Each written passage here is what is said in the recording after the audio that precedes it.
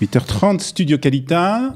Bonjour Eliana. Bonjour Olivier, Eliana sur Studio Qualita à 8h30, voilà. Voilà, vous êtes annoncé vous-même, donc c'est très bien. Ouais, c'est très Pour très parler bien. aujourd'hui d'un personnage Mythique, j'ai envie de dire. Mythique, ouais. Hein. De l'État d'Israël, du sionisme, de la création de notre État. Hein, voilà, Exactement, de je voudrais ce matin vous parler de Moshe Dayan. Moshe Dayan qui est donc décédé un 16 octobre, à la date d'aujourd'hui, mais en 1981, il y a quelques années. 81 81, voilà. Vous étiez déjà en Israël en 81 ? Non, pas encore. Pas encore. Voilà.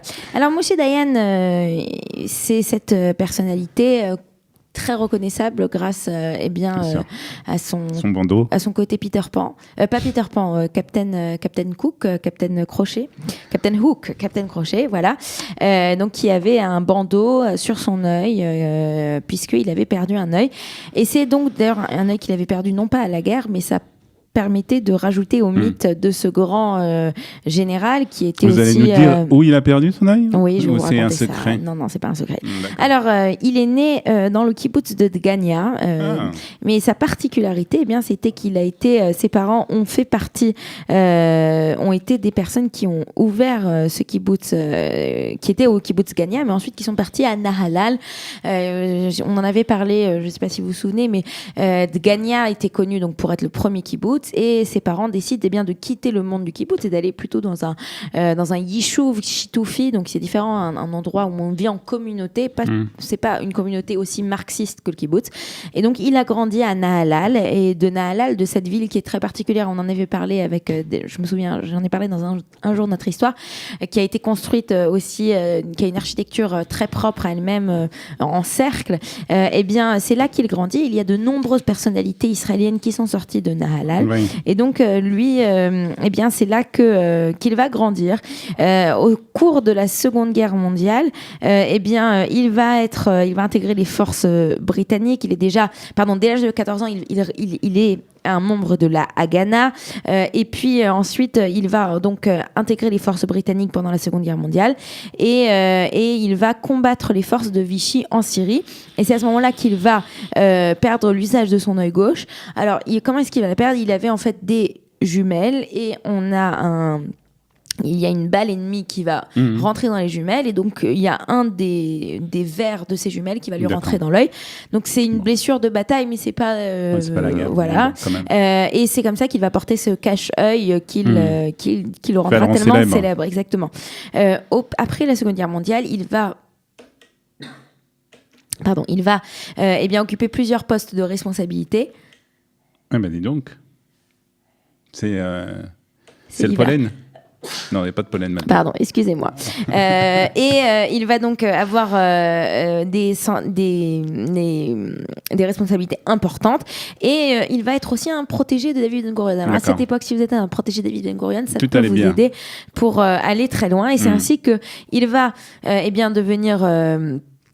il va continuer sa carrière militaire, et de 56 à 58, il sera le chef d'état-major de Tsahal, en particulier lors de la crise du canal de Suez en 56, donc contre l'Égypte. Et puis en 59, donc un an après sa sortie du monde militaire, il va entrer en politique, il va rejoindre le parti de Ben Gurion, qui est le parti du Mapai, et c'est là qu'il va devenir d'abord ministre de l'Agriculture jusqu'en 64, et puis ensuite, il sera ministre de la Défense en 67, au moment de la grave crise de la guerre des 6 jours, et c'est ainsi qu'on le connaît pour être entré dans la vieille ville. On connaît très bien cette image où il entre dans la vieille ville juste après la libération de la vieille ville.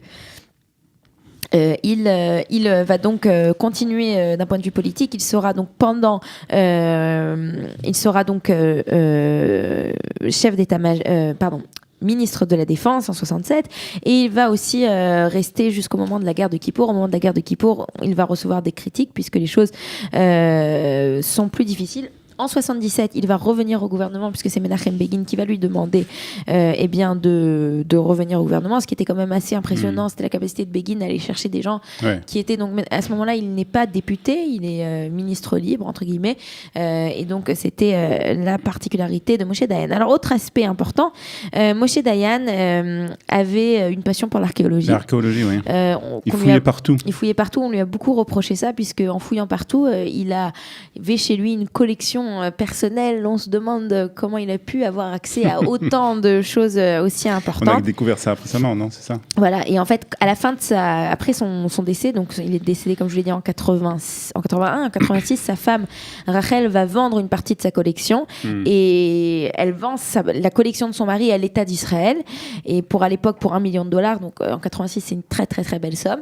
Et donc à ce moment-là, on a beaucoup de critiques parce qu'on se demande comment est-ce qu'il a eu est-ce qu'il n'aurait pas volé, c'était ça véritablement l'accusation, est-ce qu'il n'aurait pas volé sur des terrains, des sites archéologiques qui appartenaient à l'État d'Israël, est-ce qu'il les aurait pas volés pour ensuite les revendre? Et c'est pour ça que on a considéré qu'il a fait un véritable pillage des antiquités de l'État d'Israël. Mais bon, ça c'est un autre problème. Donc c'est de ce général mythique avec son cache-œil, qu'on voit sur l'écran. Ça c'est une photo quand il était donc chef d'état-major.